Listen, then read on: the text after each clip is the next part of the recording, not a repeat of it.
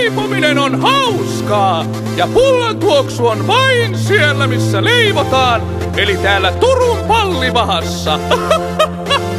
Suomen kansa, mikä saa teidät tarttumaan Vispilän varteen ja ryhtymään leipomispuuhiin?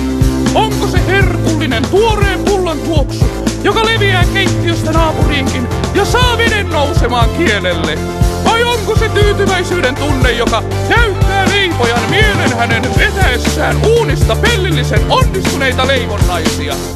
Eräs äiti tunnusti leipomisen hauskuuden piilevän siinä, että hän saa kiitosta perheeltään ja tunnustusta vierailtaan. Vieraille yrittää jokainen tarjota onnistuneinta ja parasta, jotta nämä tuntisivat itsensä odotetuiksi. Hei sinä uunituoreen levyn ostaja ja kuluttaja! Sinä olet minun vieraani tänään!